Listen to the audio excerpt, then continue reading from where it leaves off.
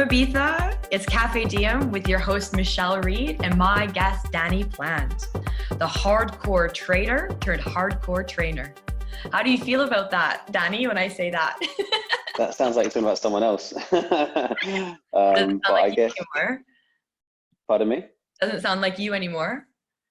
No, not at all. No, the But I guess it is what it is, right? That was my old life, and this is my new life. And no, the one constant is, I guess, I do push the envelope as much as I can, really. definitely. So, I think, in my point of view, you're definitely one of the most hardcore trainers I know on the island. it's driven by deep-rooted insecurities. And From having skinny legs. The unwavered need for the abs, for the summer abs. Yeah, no, well, yeah, I'm not playing that game anymore. I've given up. No, I stopped playing sick of the game a chicken. long time ago.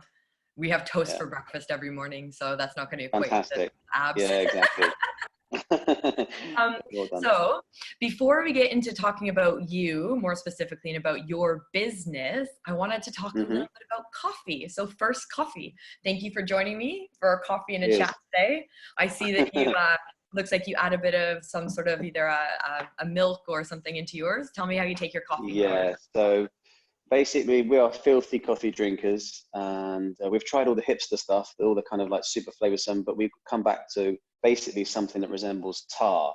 So we go for Lidl's organic and the cafe mocha, the mocha, the percolator. So that, and then Lidl's organic oat milk. We've tried all the fancy ones, all the ones in cooler boxes, but this is the one that doesn't separate. And with 3 children, we have to reheat a lot of coffee because you get distracted. So this is the one.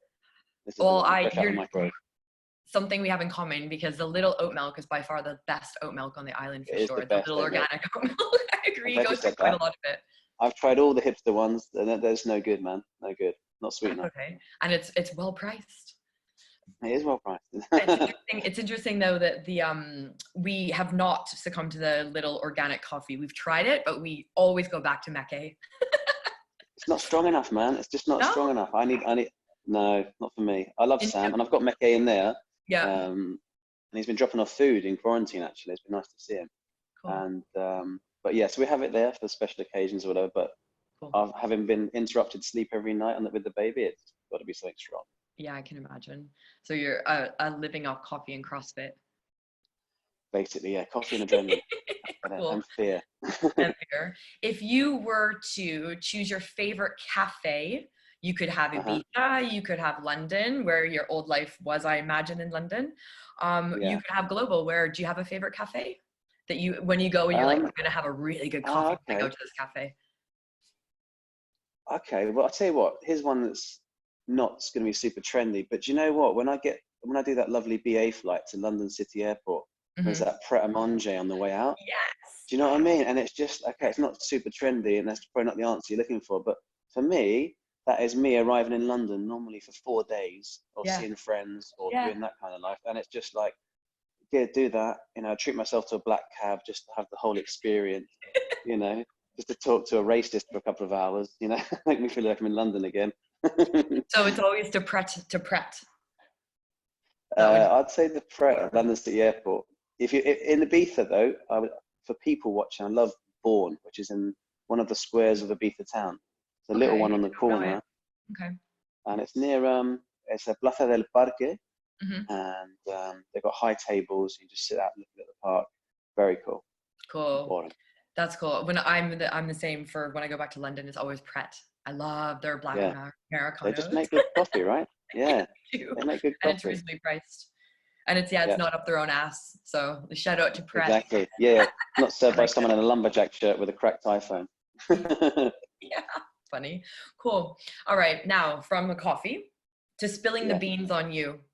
So number one, I want to know what your origin story is. What got you into health and fitness in the first place? So I'd say it's twofold really. So first of all, obviously, I used to work in the city and that, and I was 15 years, and I worked in the oil derivatives. I was on the broking side. So not the intelligent traders, more the sort of institutionalized drug dealers that are brokers. And to be honest, I got sick with stress, and it started to have a not particularly I'm a healthy guy, but it was just an accumulation of stress, and things started to go a bit wrong with me physically. Shaky hands, sweating, and playing football, which is my happy place. I had a panic attack whilst playing five-a-side in Wandsworth, and I was like, well, how is this happening? What's going on? So got checked out, everything was fine. They said, look, it's just stress. This coincided with having children and that kind of party, hard lifestyle versus the new life. It was a lot going on. And anyway, they offered me, I went to the doctor and they offered me to take meds, and I was super anti that. That shit me up, basically, when they said that. And I was like, no, I really don't want to do that. I think I just need a bit of time out. And they said, okay, well, why don't you take 2 hours off at every lunchtime and go to the gym? And I went to Third Space, which is where, it's a very popular gym in London. And just having that 2 hour window every day of just being away from screens and shouting and all that stuff, within about 3 months, things started to really improve. Physically, the way I felt, I was able to work again a lot better. And that was it, really. So it was like a drug. And in the back of your mind, you're feeling great, but I kind of had this thing, like, if I don't go to the gym, I'm not going to feel great. So I'm actually going to keep going. And it snowballed from there. So that's what started it. And then moving to Ibiza was part of that recovery. And I was able to come and retain the job, the broken job. But that kind of run its course, legislation changed.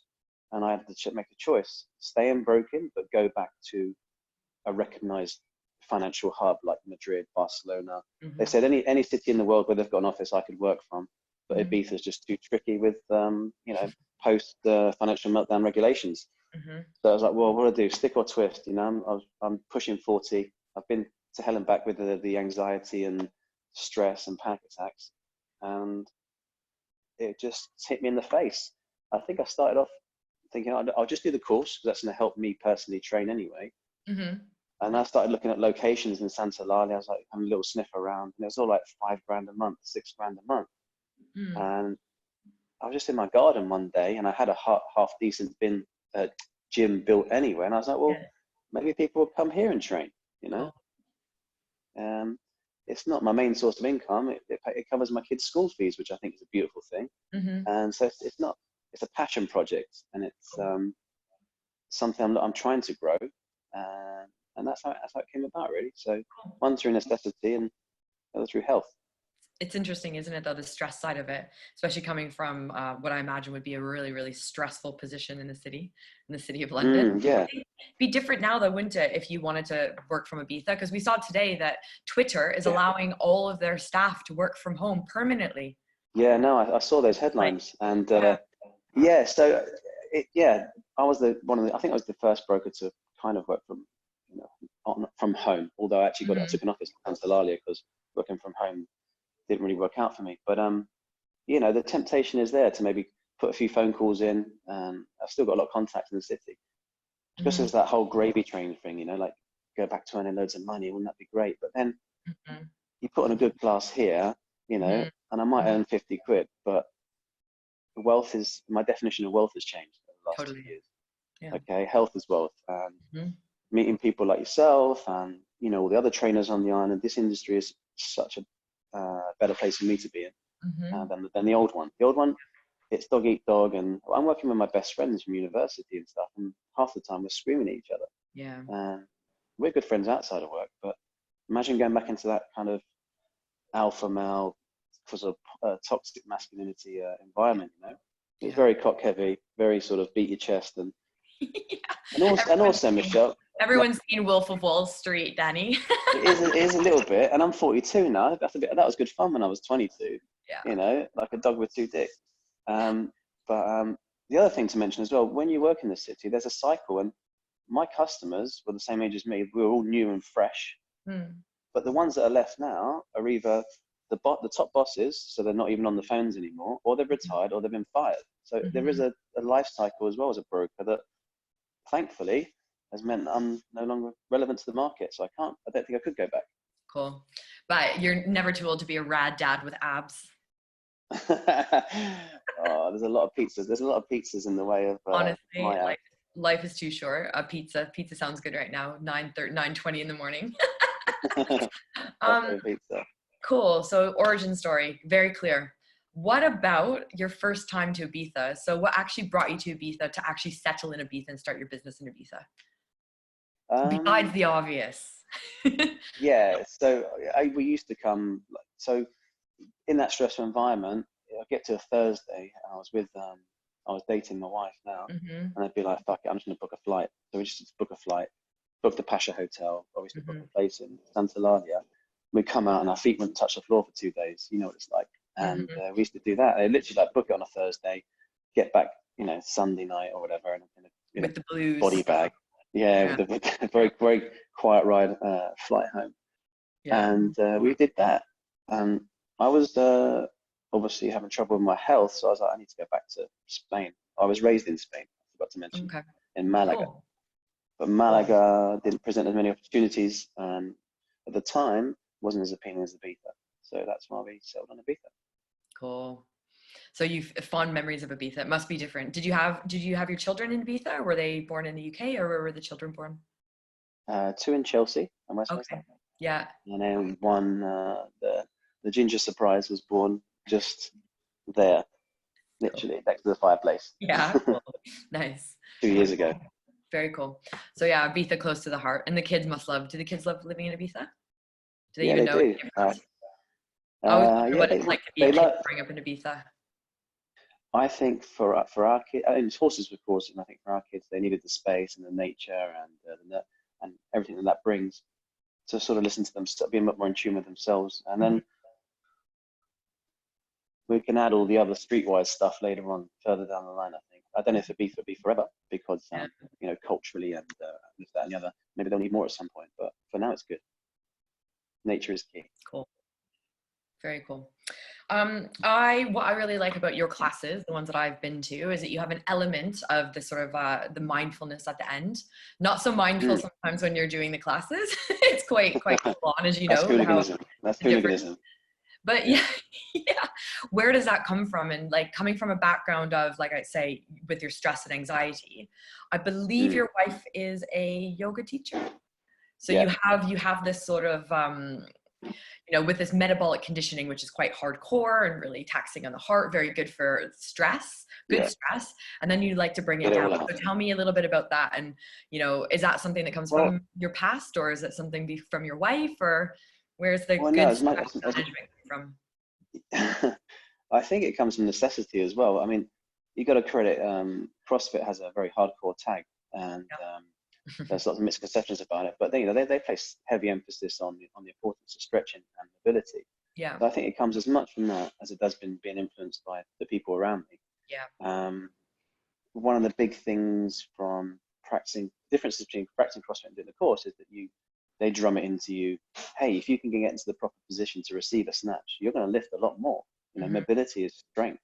If you can squat properly, you're going to have to do a lot more reps because you won't ache in weird places. You're designed to do it.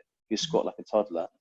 And so when is the best time to stretch? Well, there's always a good time, but arguably, a bit like Bikram, when your body's at a certain temperature, that's when it's the most bendy. So at the end, just to get that 5-minute stretch in for me, I've been doing this for a year and a half now. And I'm riddled with injuries from football, and I can now get into a half decent squat position, which means I'm less prone to getting injured, and I can progress my training. Cool. So it comes from that, really. Yeah. Just drum it into you. Mobility. Cool. It's not all about. And is CrossFit today?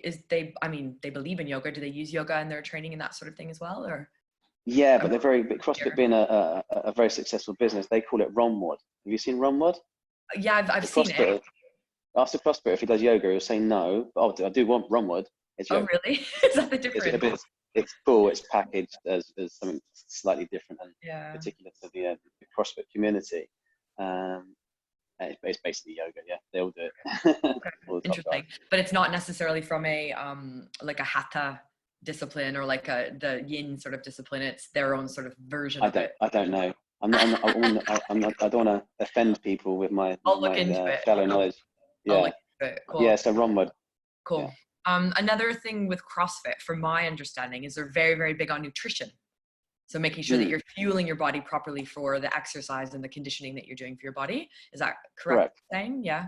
Yeah, well, there's a famous pick diagram in CrossFit. It's a pyramid, and the base of the pyramid is nutrition. Okay. I think and I've not got it in front of me. Nutrition, I think it's metabolic conditioning, then I think it's strength, and then at the very top it's sport. So what they're trying to represent is that, first of all, nutrition is fixing yourself internally. Yeah. Okay, so think on a cellular level, Mm-hmm. and then as you slowly start to fix that, then you work on your metabolic conditioning, which is more your heart and lungs. Mm-hmm. And then the external stuff, which is your gymnastics, that's next, which is just your body weight.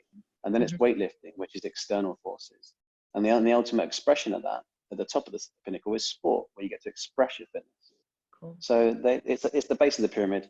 And for me personally, also the hardest one to suck. Yeah, that sounds really fascinating though. It's something I've never really looked into. I think if I had been 20 years younger, CrossFit would have been for me, but also going into my 40s shortly, it just doesn't, not an everyday thing for me. So I think just speaking to you, I'm going to look into it a little bit more deeply, because I firmly believe that the base of the pyramid is nutrition for sure. Then everything can kind of build on top of that. So that's fascinating. Cool.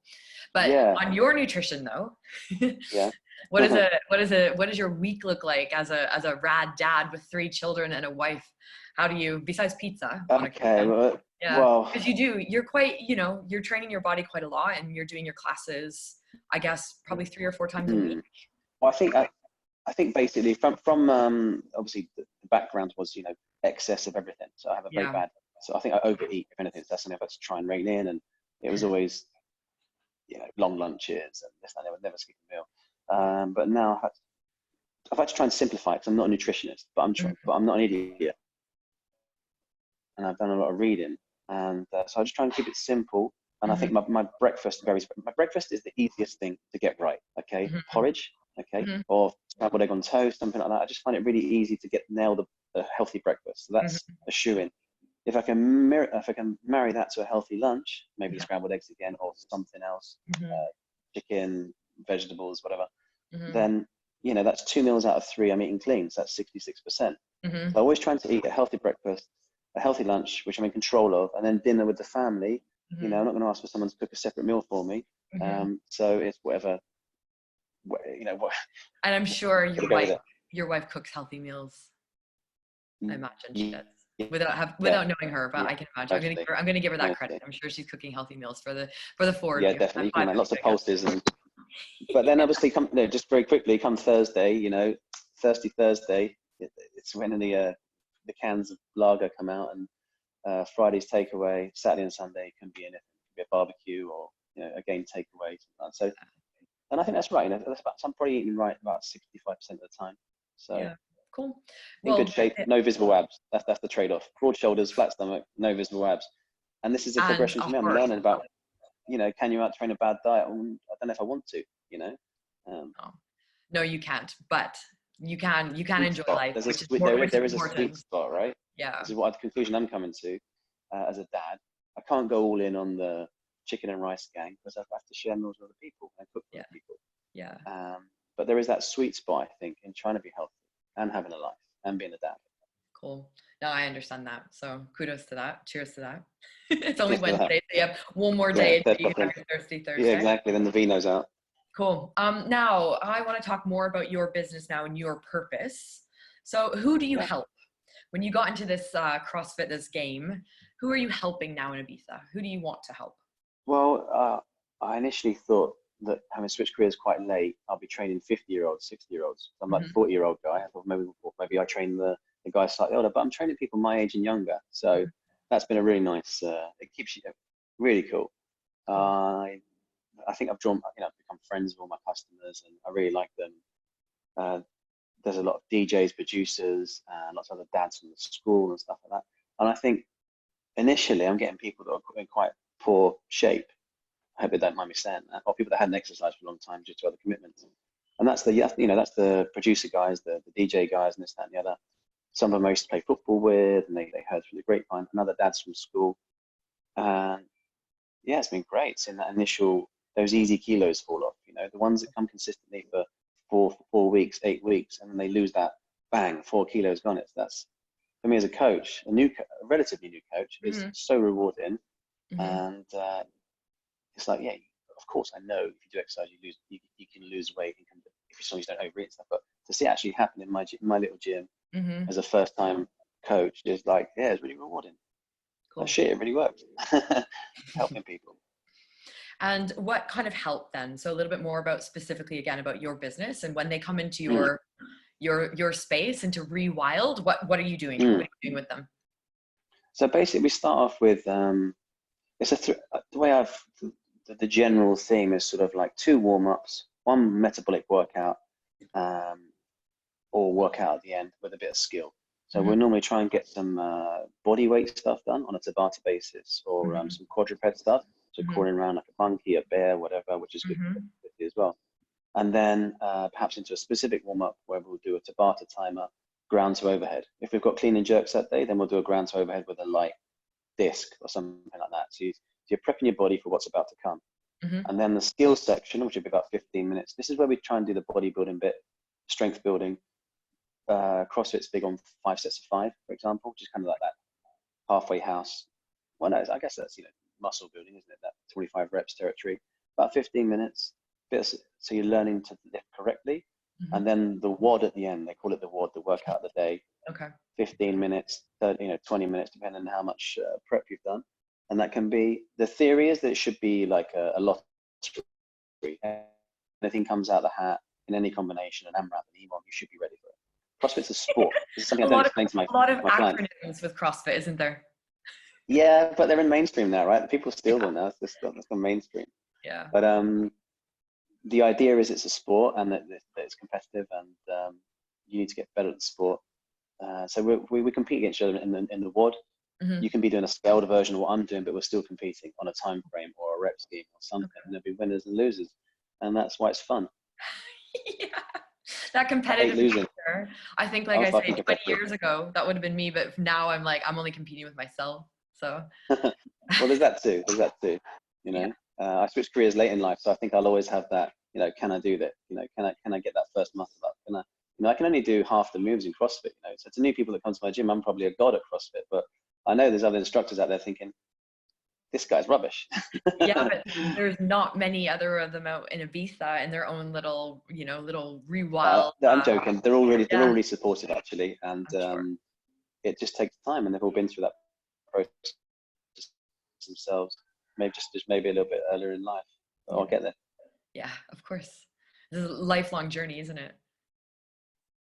Lifelong. Cool. How can people find you then? So I'm not going anywhere. we're coming to the end of we're starting phase 1, I suppose. We started phase 1. How can people find you now? So if people want to get involved with what you're offering, where can they find you? What are you doing? Yeah, hit me up on Instagram, basically. That's the easiest way. Rewild_Ibiza. Okay. And we can definitely do one-to-one sessions. And the group thing is, it's a bit of a gray area. I think it's doable, but if it's not doable now, then it's going to be doable very soon. So just hit me up on Instagram, and get in touch. Basically, you can get a rough idea of what we're about on the photos and stuff, and all levels welcome. Cool. And so when we do go back into the new sense of whatever this new normal is going to be, what are you doing? Mondays, Wednesdays, and Fridays at Rewild, or is it? I'd like to, I'm working towards doing a group class every day, because that's the most affordable, most accessible. Okay. And obviously, with CrossFit being a sport, it's better to have that group environment. Yeah. But one-to-ones by appointment, and then if not, I'll probably revert to Monday, Wednesday, Friday. Yeah. 9:30 a.m. You're just basically the post-school run slot, 9:30 to 10:30. Start your day. Cool. Excellent. And plans for the rest of the summer. So, as we're starting to get a little bit of more freedom of movement on the island, what are the plans for the summer? Anything good? Well, I think being starved of seeing my friends and hanging out with them, I think I just like to get out there a lot more. Reconnect with my friends and spend time. Yeah. I think there's a strong possibility we might be in lockdown again. So I'd like to be prepared for that next time. Maybe buy some chickens, a shotgun, and a lot more good wine. Good. You know what? On that one, Lidl has a brand new biodynamic wine. It's $3.99 a bottle. It's called I think it's called like Ihilahi. No, what is it? It's with moons on it. It's wonderful. Wow. Okay, I'll be trying that then. It's a really nice $3.99. I'm in. Yeah. So Cool. I have a couple further questions for you. I want to know, because I know you're a music man, what is your all-time favorite golden oldie hip hop tune? Oh, Jesus. You have one. wild card for you. Because I know you music. I know I cut you music, off. Hip hop. What kind of music do I play? There's hip hop, old school. Yeah. What did I used to listen to? I do like a bit of 50 Cent actually. Is that old school? Is he old school? He's quite old now, isn't he? In the club? Because my son plays it. Basically, I have no voting rights on music in my house. It's all Hit FM, and I know Dua Lipa is, but 50 Cent's all right. I guess. Yeah. Eminem. I've been listening to Eminem's new stuff. It's really good, man. Yeah. I used to hate rap, but I quite like it now. Yeah, but if hip hop isn't your jam, what's your music of choice then? Well, obviously, I used to do raving, club music and stuff. Yeah. But now I've moved on more into. I quite like grime, and the UK scene has exploded in the last 10 years now on that front. But I get a lot of shit for it. I think I'm probably the only person in my gym that does like it. So. I like it. I'm trying to push it onto my clients. Yeah, I spent 10 years in London with my partner who's in the bass music industry. So I fancy some. Oh, there you go. Cool. Awesome. Well, thank you. I appreciate it. It looks like we didn't really get much live on Facebook, but we do have a really nice. That's all right. You can edit it. Maybe look good. I just want to mention next week's guests. So next week, I'm going to be speaking with Jade from Move with Jade and Rob from Strength with Movement, who are known, as I lovingly call them, as the dynamic duo behind Move With Us retreats. And I know they were meant to be doing a retreat in Mallorca this month, but obviously things have not worked out for them. So we'll be speaking with them next week. So I'm going to have a couple on, which I'm quite excited about. So that's next week on Wednesday the 20th. And if you're looking to get a hold of Danny, you can find him on Facebook at Rewild. And if you want to find him on Instagram, which is where he's doing all of his live for the next little while, so Tuesdays and Thursdays for sure at 1 p.m. I believe. Yeah. For now. Yeah, for now. And I've been joining them. I've really enjoyed them on a Thursday on my terraza, which is quite nice. You can find him on Rewild_Ibiza. So that's where you can find Danny. If you want to get involved with some of this metabolic conditioning, some of this CrossFit, which I am actually starting to really enjoy. And I'm going to look into it a little bit more. And if you're looking for Café Diem, so the second in our series here with Danny, you can find us at Café Diem Ibiza on Instagram. For Facebook, which is my own personal fitness page, it's Unconditional Love Ibiza, which is where this should be streaming live. And then, of course, you have Instagram, which is unconditional love Ibiza. Had to do an underscore as well. What's with Instagram and the underscores. And then, of course, on SoundCloud, you'll find the audio, so Café Diem Ibiza. And this will be definitely going up on YouTube in the next few days as well. So Café Diem Ibiza. So that's it. So live from our living rooms, this is Café Diem Ibiza with my guest, Danny Plant, and your host, Michelle Reed. Thank you very much for watching, and apologies for not getting it perfect on Facebook Live this time. So, thank you. Thanks for having me. Pleasure talking to you. You too. Thanks, Danny. Appreciate it.